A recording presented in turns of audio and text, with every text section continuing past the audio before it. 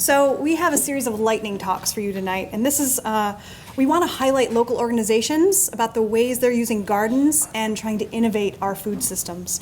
So we'll feature 4 programs tonight and 4 programs tomorrow during lunch. I hope that most of you can join us for tomorrow as well. So these are just quick talks to highlight how these different organizations are working and what they're doing in Pittsburgh and the region. So we'll have 5-minute talks and we'll have time for one question after each talk. So if I can invite Rosmarie Perla up, she's on the steering committee. She's a steering committee member for Slow Food Pittsburgh.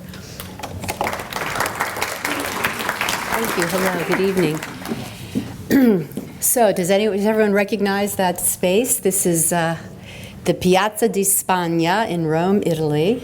And imagine, if you will, sitting in the Piazza di Spagna in Rome, enjoying the sights, the people, the sunshine, drinking your espresso, when all of a sudden you notice this sign. Yes, indeed. McDonald's went to Rome, and that's how Carlo Petrini, who is an Italian journalist who loved his country and its food culture, that's how he felt soon after he saw this sign. How can it be fast food in Italy? And so in the late 80s, he started a movement called the Slow Food Movement. How many people know about slow food, the movement? Yes. See, this is a group that is very informed. So let me tell you all about slow food. So Slow Food International, which was started in Rome, Italy by Carlo Petrini, well actually in Bra, Italy, but he got the inspiration for it in Rome, now has organizations, local chapters. It's an organization with chapters around the world. So what does slow food promote?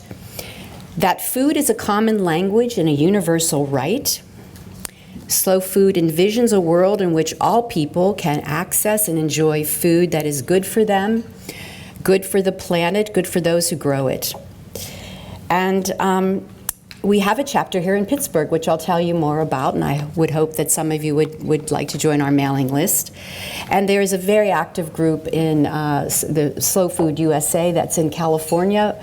I would also welcome you to go to their website because it's just chock full of information about the philosophy of slow food and various activities. So the slow food the philosophy has 3 interconnected principles. Slow food envisions a world where people can access whole food, which is flavorsome and healthy, clean food, where the production does not harm the environment, and food that is fair with accessible prices for consumers and fair conditions and pay for producers.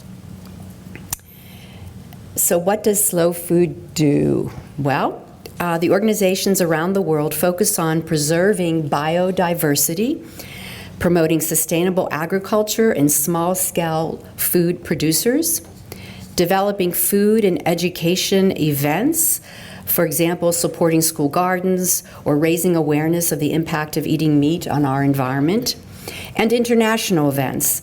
So the network has a vast network of policymakers, consumers, producers around the world, and we also have congresses. There'll be a USA Slow Food Congress in Denver this summer, but there's also a congress called Terra Madre every 2 years in Turin, Italy.